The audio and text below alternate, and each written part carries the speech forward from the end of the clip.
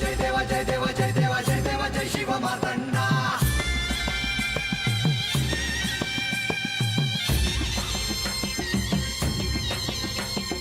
जय देवा जय देवा जय देवा जय देवा जय देवा जय शिव मार्तंडा हरिमर्दना मल्हारी तुझी प्रचंडा अगडदुम नगारा सोन्याची जेजुरी देव गेले जेजुरा निळा घोडा अगडदुम नगारा सोन्याची जेजुरी देव गेले जेजुरा निळा घोडा पाऊ में तोडा कमरी कर पटा बिहिर मस्तकी तुरा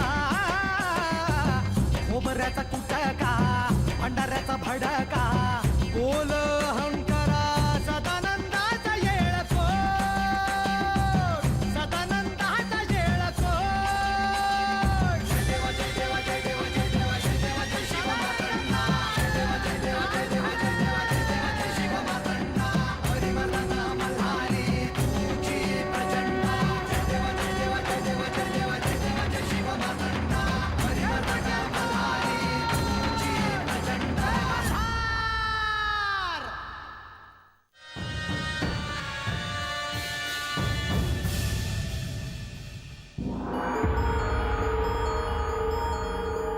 या सृष्टीतील शक्तिरूप म्हणजेच आदिशक्ती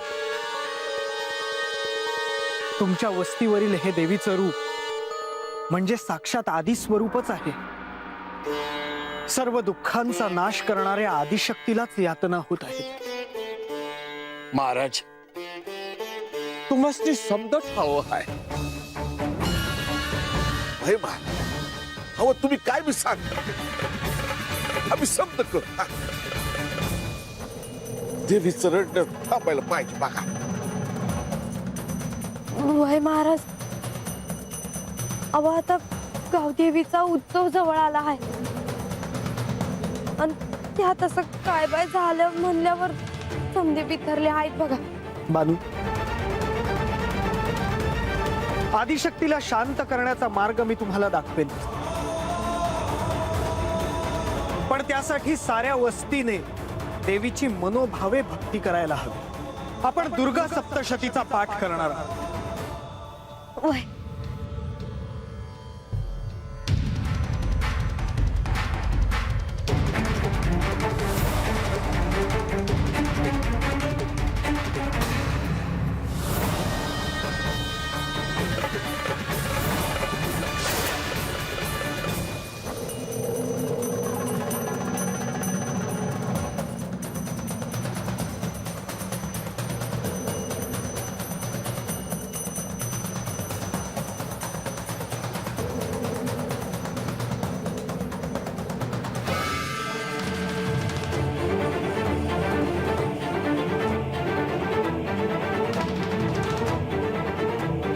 शरणागतांचे दुःख हरण करणाऱ्या हे देवी प्रसन्न हो हे जगन्माते प्रसन्न हो हे विश्वेश्वरी या जगाचे रक्षण कर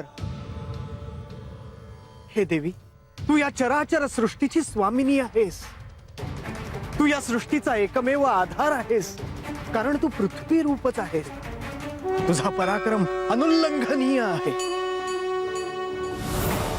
तू जलरूपाने राहिली असल्यामुळे हे सर्व जग तुझ्यामुळे तृप्त होत आहे तू अनंत बलसंपन्न अशी वैष्णवी शक्ती आहेस तसेच या सर्व विश्वाचे मूळ कारण जी श्रेष्ठ माया ती तू आहेस हे सारे जग तू मोहित केले आहेस तू प्रसन्न झालीस तर या पृथ्वीवरच मोक्ष प्राप्ती मिळते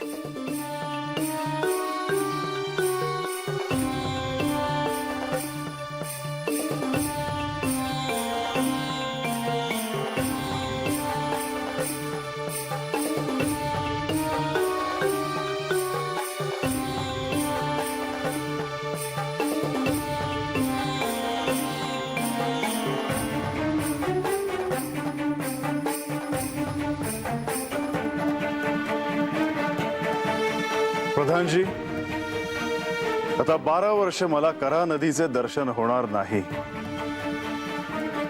इथल्या प्रत्येक जीवाचे भरण पोषण करा नदी करते। इथल्या अनेक वनौषधी तिच्यामुळेच पोचल्या जातात. इथले अनुपम सौंदर्य केवळ करा नदीमुळेच आहे. या भूप्रदेशावर करेचे खूप मोठे आशीर्वाद आहेत. भविष्यात लोकांनी तिच्याविषयी आदर ठेवला तर तिची कृपा अखंड राहील देवा.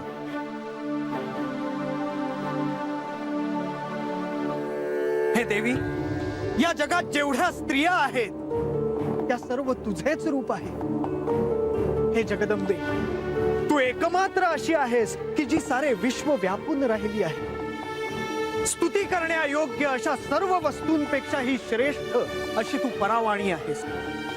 तुझी स्तुती आम्ही काय करणार. हे देवी, सर्वात्मारूप विश्वरूप असलेली तू भोग आणि मोक्ष देणारी आहे. या वेदशास्त्रांनी तुझे स्तवन झाले आहे. तुझ्या स्तुतीसाठी शब्दात यापेक्षा आणखी चांगली वचने काय असणार.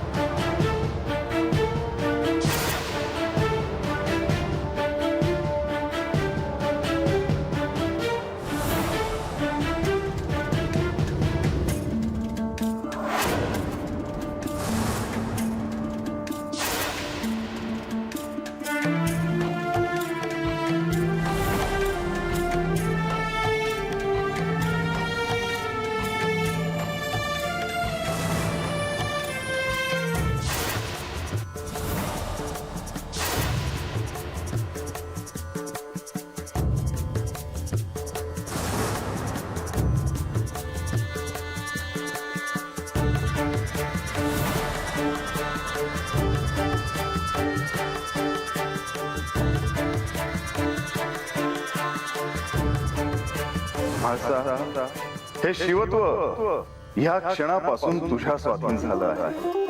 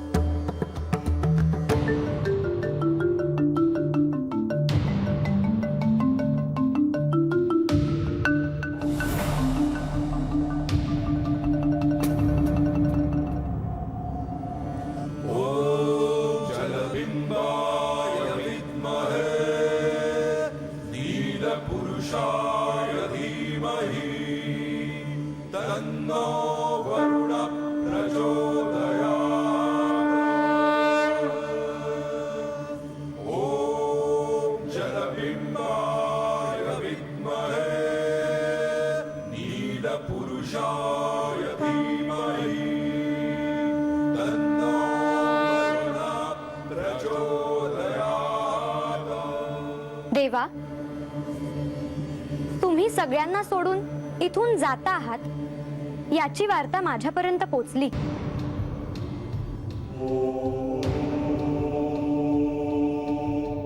माझी आपल्याला प्रार्थना आहे की आपण आपला निर्णय मागे घ्यावा.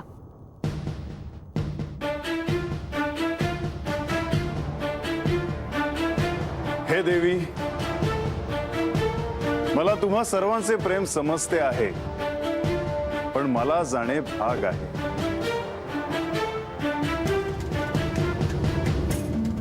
हे माधवा, तुम्ही तरी त्यांना सांगा. तुमचं म्हणणं ते ऐकणार नाही तसं नाही. देवी, श्री खंडेराय इथून केवळ एका कारणासाठी नाही चालले आहेत. त्यांच्या या संपूर्ण प्रवासात अनेक जीवांचा उद्धार त्यांच्याकडून होणार आहे. अनेक धर्मस्थळांची निर्मिती त्यांच्याकडून होणार आहे. समाज मनाला पुन्हा जागवण्याचे मोठे कार्य त्यांना करायचे आहे. पण देवांना मी जाऊ दिलं तर भविष्यात इथली प्रजा मला दूषण देईल. मी श्री खंडेरायांना जाऊ दिलं हीच माझी ओळख राहील.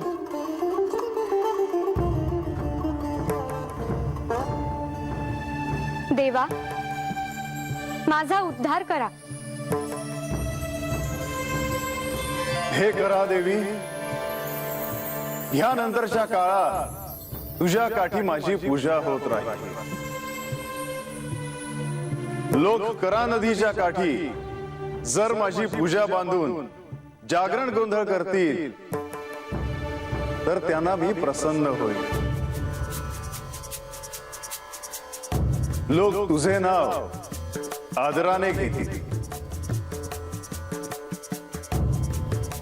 देवा, तुम्ही माझा उद्धार केलात. तुमच्या अनुपस्थितीत मी इथल्या सर्व माणसांचं, पशुपक्ष्यांचं, सर्व जीवांचं भरण पोषण आनंदानं करेन. करा, मला हे पात्र आता ओलांडून जाऊ दे. होय देवा, माझा नमस्कार स्वीकार करावा.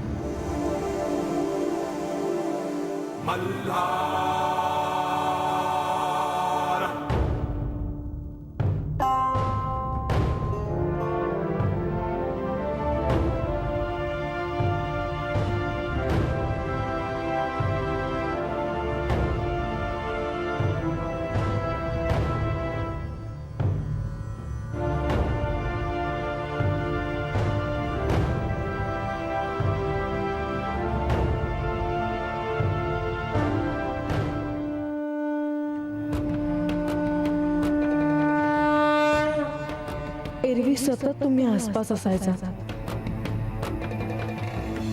दिवसातून काही वेळा तरी दिसायचा. मला सोडून याआधी तुम्ही कधी गेला नाही. मला पाहण्याची इच्छा होती आहे हो. तुम्ही कुठे आहात? काय करता आहात?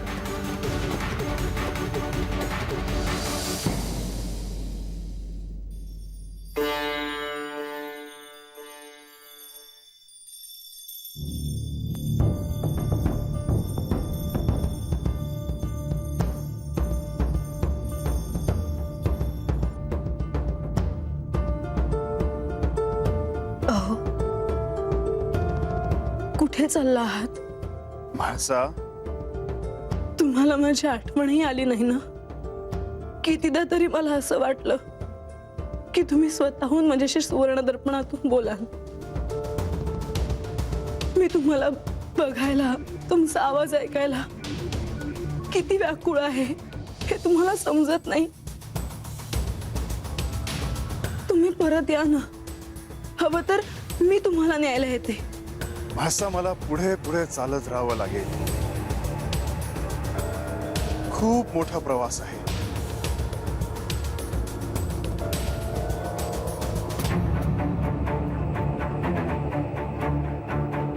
जर तुम्ही माघारी फिरला नाहीत तर मी असं काहीतरी करेन जे आजपर्यंत कुठल्याही भक्ताने किंवा कुठल्याही पत्नीने केलं नसेल.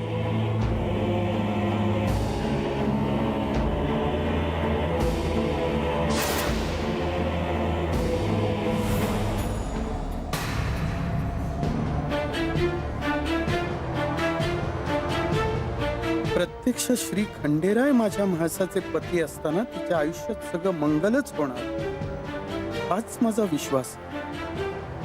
पण मग ह्यावेळी माझं मन अशुभ संकेत का देत आहे?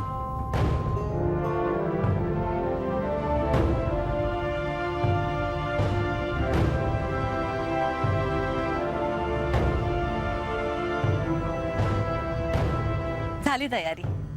अहो अहो आलात? अहो किती उशीर. जाण्याआधी तुळशी पुढे दिवा लावत होते. कधी एकदा जेजुरीला जातो असे झाले मला. यापूर्वी मी तुम्हाला जेजुरीला जाण्यासाठी इतकं आतुर कधीच पाहिलं नाही. का कुणास ठाऊक, पण मला सारखे असे वाटते की जेजुरीत काहीतरी अनर्थ झालाय. जे घडायला नको ते घडलंय. जोपर्यंत जेजुरीला जात नाही तोपर्यंत माझ्या मनाला काही स्वस्थता मिळणार नाही. चला. बुद्धिरूपाने सर्व लोकांच्या अंतःकरणात अधिष्ठित झालेल्या आणि सर्व मोक्ष देणाऱ्या आहे नारायणी देवी, तुला नमस्कार असो. कला काष्ठा आदी रूपाने क्रमशः परिणाम देणाऱ्या आणि विश्वाच्या विनाशकालीही समर्थ असलेले आहे नारायणी, तुला नमस्कार असो. सर्व प्रकारचे मंगल करणारी तू मंगलदायी आहे. तू कल्याणदायिनी शिवा आहे. सर्व पुरुषार्थ सिद्ध केलेल्या शरण आलेल्यांना अभय देणारी त्रिनयना गौरी, तुला नमस्कार असो. या सृष्टीचे पालन आणि संहार करणारी तू शक्ती आहेस. सगुण निर्गुण आणि नित्य असलेल्या हे नारायणी, तुला नमस्कार असो.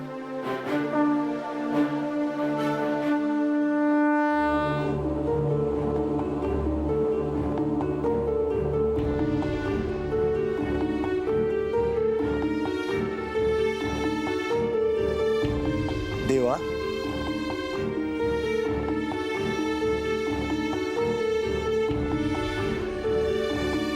रात्र झाली आहे देवा.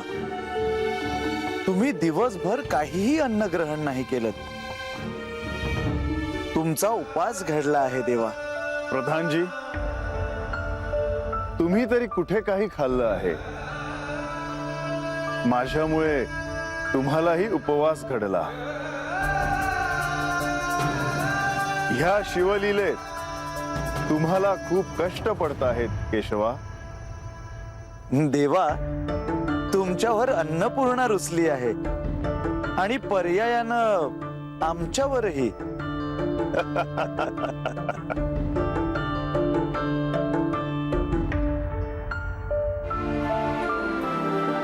देवालाही उपवास घडतो हे या निमित्ताने कळेल सगळ्यांना. देवा, तुम्ही म्हणत असाल तर पंचपक्वानांचं ताट समोर आणतो. कसं आणणार माधवा? आता ह्या वेळी रिद्धी सिद्धींनाच सांगणार ना?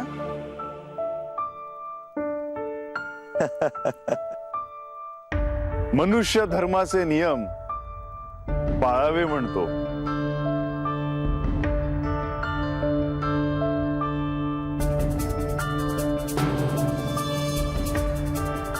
नंदीला हाक मारून तुमच्यासाठी लक्ष्मी देवींच्या हातचं गडावरून काहीतरी आणायला सांगू का?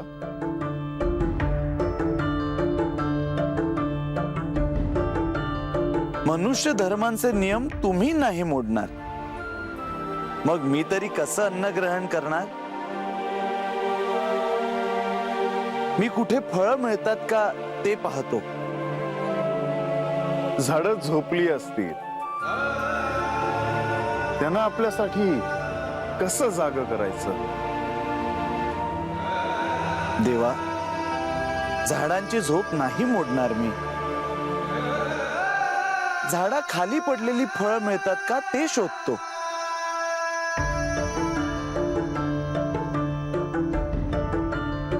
बरं,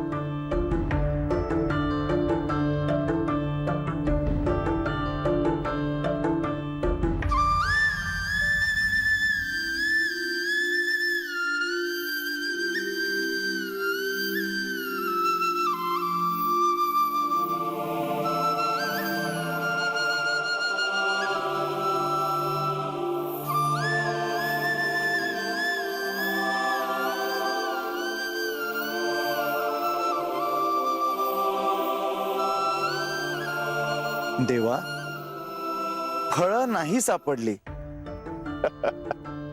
असू द्या. आज श्रीहरीच्या सहवासात आहे, त्यानेच क्षुधा शांत झाली माझी. पोटात अन्न नसले म्हणून काय झालं? पोट भरेल एवढं बोलूयात तरी.